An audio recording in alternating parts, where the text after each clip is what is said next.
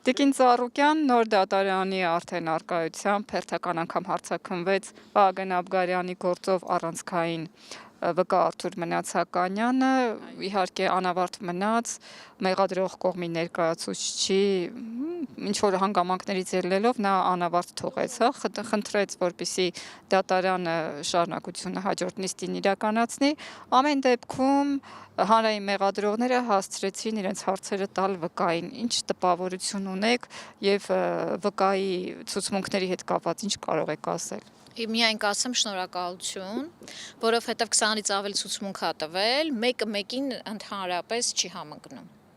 Այսօր էլ իր նախկին ցուցմունքներին հակասեց, որ սենց շարունակի, Աբգարյանը շատ արագ կարդարացվի։ Ես անչափ իրան շնորհակալ եմ։ Բայց անդրադառնանք գիտեք ինչին, որ իբրև իրեն սպառնում են,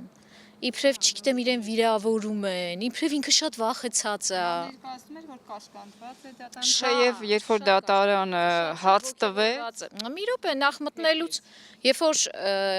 ափսոս որ դատարանը այդ կադրերը չի տեսնում, այն ինչ մենք ենք տեսնում, երբ ինքը ներս է մտնում,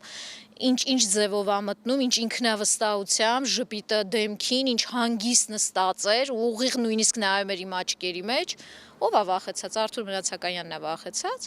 համացանցում պտտվում է իրա քեֆ ուրախությունը, տներ փոխողից նայեք, իդեպ տեսանյութերը կտրում ուղարկում են ինձ, ոնց է տարբեր վայրերում, ինքը շատ ազատ, հանգիստ, ալավերցիների հետ քեֆեր անում, սենց կիսա մերկ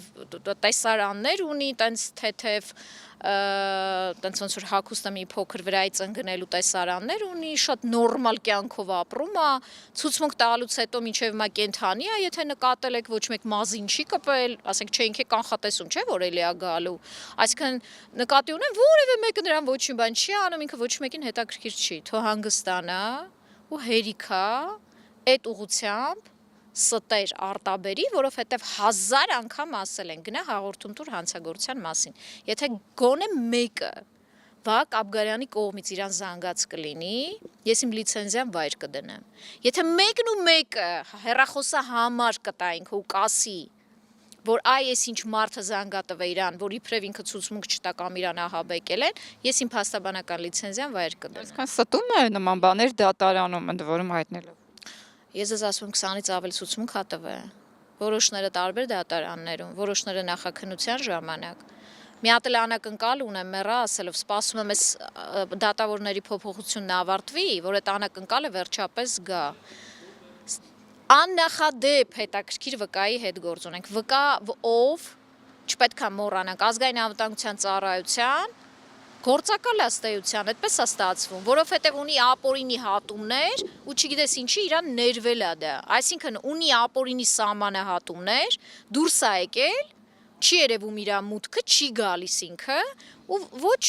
այս գործով նախաքննությանն դա հետաքրքրել, դա լինում է այն պարագայում, երբ որ ԱԱԾ-ն ագենտ է ունենում, բոլորիդ հայտնի լեզվով։ Երկրորդը ինքը միակ վկան է եղել, չենք մոռանում, որ առանց ցուցմունք տալու մեղադրական նստել է KGB-ի պատվալ, տենց ասենք, որ քաղաքացիները հասկանան ինչի հետ եմ։ Հետո դրանից հետո է սկսել ցուցմունքներ տալ։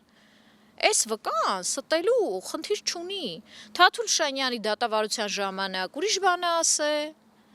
Վանաձորում ուրիշ բան է ասել դատարանում, Քնչականում ուրիշ բան է ասել,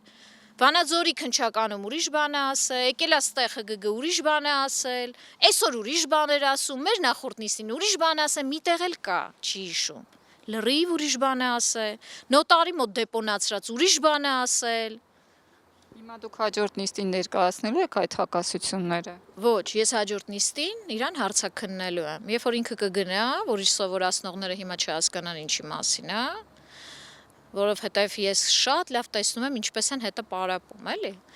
Այդ ամեն ինչից հետո երբ որ հարցաքննությունները կվերջանա, միանշանակ հակասությունները վրա է հասնելու, շատ գեղեցիկ ձևով։